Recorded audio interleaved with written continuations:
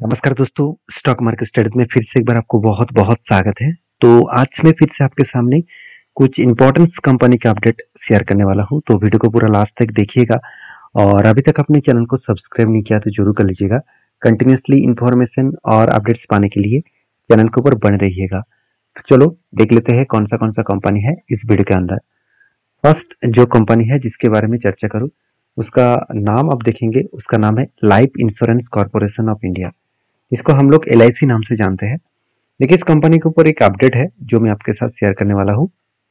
वो update business standard इस news channel के माध्यम से भी आपको देखने को मिलेगा। आप देख सकते हैं फॉन्ट रनिंग केस। तो फॉन्ट रनिंग केस क्या हुआ?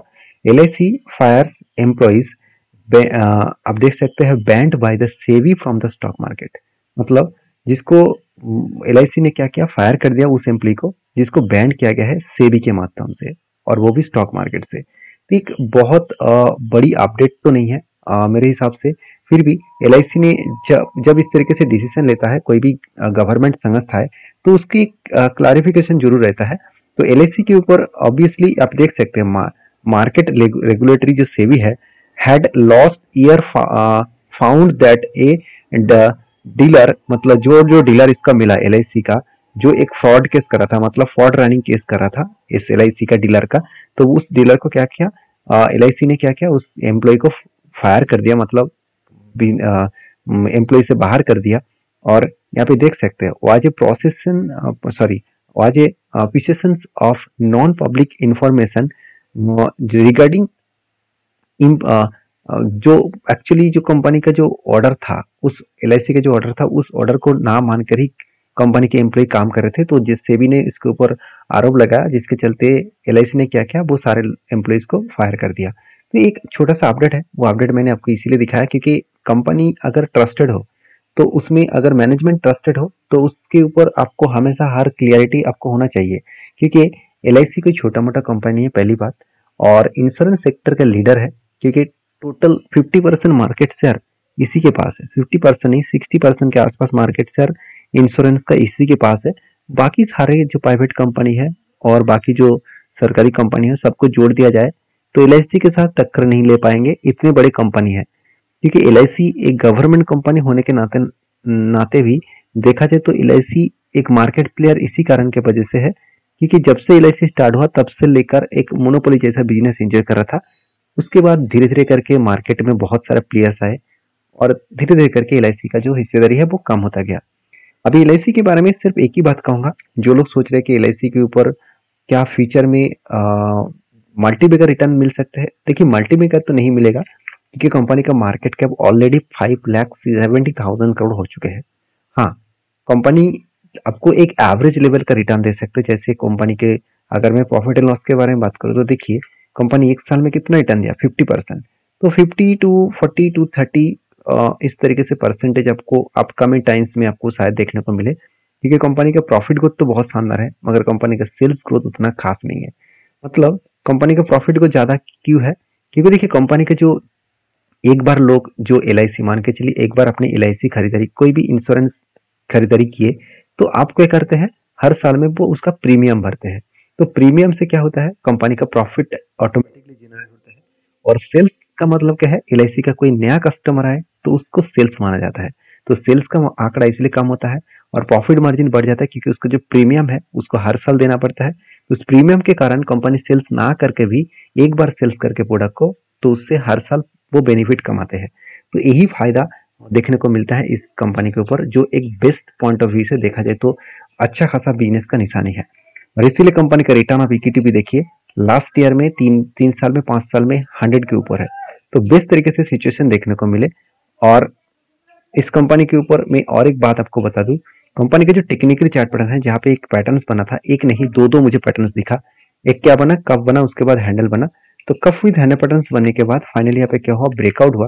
ब्रेकआउट होने के बाद देखिए कंपनी ऊपर गया था, उसके बाद फिर से रिटेस्ट किया। तो इस जगह पे जब रिटेस्ट किया तो मैंने आपको ये भी बताया कि जब कोई कंपनी इतना लंबा जर्नी के करने के बाद ब्रेकआउट करते हैं और एक बार वो रिटेस्ट करते हैं, यहाँ से अगर फिर से जर्नी स्टार्ट करे तो वो टारगेट लेकर ही दम लेंगे। टारगेट लेकर ही दम लेने का मतलब यहाँ पे कंटिन्यूसली वो हायर लेवल तक जाएगा और टारगेट को अचीव करेगा। नीचे आने का चांसेस बहुत कम है, क्योंकि कंपनी का परफॉर्मेंस के साथ साथ कंपनी का बिजनेस भी बहुत स्ट्रांग है।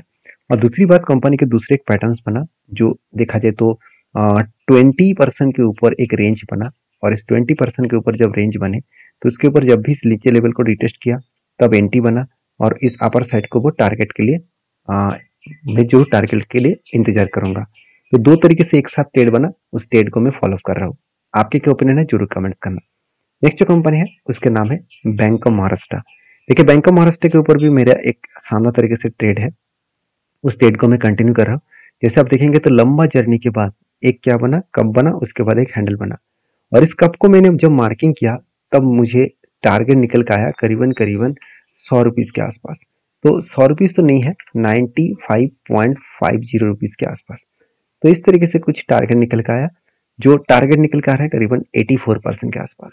तो एक अलग लेवल का कंपनी का नेट प्रॉफिटेबिलिटी यहाँ पे आपको देखने को मिले, और इस सॉरी आज अलग लेवल का एक टारगेट देखने को मिले। अभी देखिए टारगेट कब बनेगा वो तो पता नहीं, मगर जिस तरीके से यहाँ पे रेंज बनता हुआ देखने को मिले, ऊपर गया उसके बाद फिर से यहाँ पे भी देखिए रिटेस्ट किया, उसके बाद फिर से ऊपर जाने का कोशिश कर रहा है।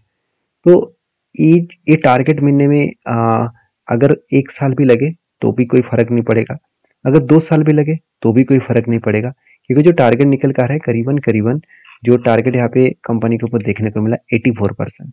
तो 2 साल में अगर 84% मिले तो इससे बड़ी चीज और क्या हो सकते हैं, क्योंकि एवरेज रिटर्न मिलेगा करीबन 42% के आसपास।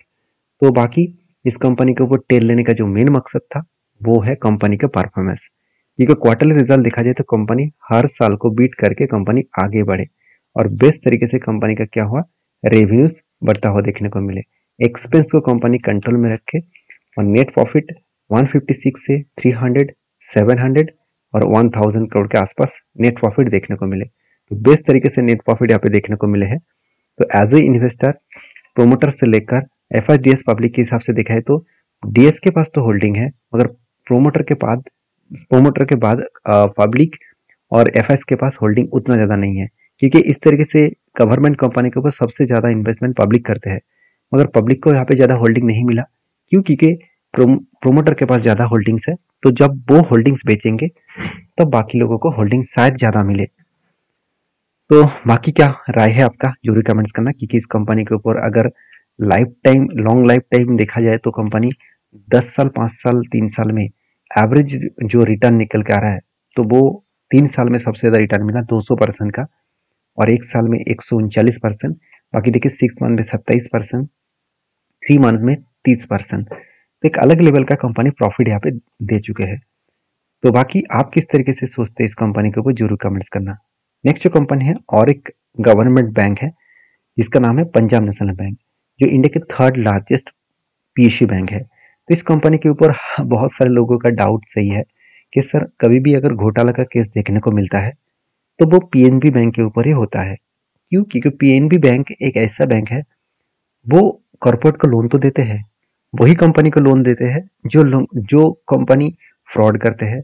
तो देखिए मैं यहाँ पे ज़्यादा कुछ बात नहीं कहूँगा, मगर ये फ्रॉड कब हो रहा था, जब मतलब गवर्नमेंट अलग थे। तो अभी जो नया गवर्नमेंट है उस गवर्नमेंट के टाइम में पीएनबी के ऊपर उतना ज़्यादा घोटाला केस आपको नहीं देखने को मिला। तो ये मैं कोई पॉलिटिकल बातें नहीं कर रहा हूँ, ये आप खुद एक बार जांच कर लेना, आपको पता चल जाएगा कि किस तरीके से पीएनबी के ऊपर घोटाला हुआ और इसके साथ कौन कौन जुड़े भी थे। तो देखिए मुझे उतना इंक्वायरी नहीं चाहिए, मुझे सिर्फ यही चाहिए कि कंपनी अगर बेस्ट परफॉर्मेंस अभी कर रहा है तो उस कंपनी के ऊपर टिके रहना है। तो क्या सही में पीएनबी के ऊपर बेस्ट परफॉर्मेंस हुआ? चलो वो मैं आपको दिखा देता हूँ। पहली बात, कंपनी के मैं अगर क्वार्टर रिजल्ट दिखा दूं तो सेल्स इस बार भी देखिए सबसे हाईएस्ट सेल्स हुआ, आज तक की जितने सेल्स है उससे सबसे ज्यादा।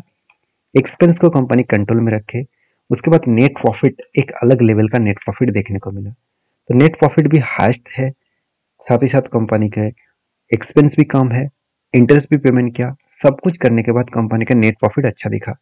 और मजेदार बात यही है कि कंपनी का जो एनपीए है, नॉन परफॉर्मिंग एसेट, वो भी कम हो चुके हैं।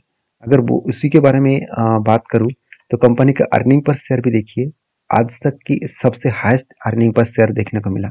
और ये भी बताया जा रहा है कि जो क्वार्टर 4 का रिजल्ट आने वाला है वहाँ पे भी कंपनी का बेस्ट तरीके से रिजल्ट देखने को मिलेगा। तो जब कोई कंपनी इतने शानदार तरीके से खुद को रिप्रेजेंट कर रहा है, क्या वो कंपनी के ऊपर भरोसा नहीं करना चाहिए? आप जरूर मुझे कमेंट्स करके बताइए, क्योंकि जिसका सेल्स इतना शानदार बढ़ रहा है, प्रॉफिट ग्रोथ भी अच्छा खासा हो रहा है, और वो कंपनी का रिटर्न भी जबरदस्त हो रहा है, 3 साल में 40%, एक साल में 145% के आसपास। तो इसीलिए मैं इस कंपनी के ऊपर ट्रेड लिया, और ट्रेड दो तरीके से बना। पहले एक ट्रेड बना यहाँ पे कप विद हंड्रेड पैटर्न्स का, दूसरा एक ट्रेड बना यहाँ पे भी कप विद हंड्रेड पैटर्न्स का।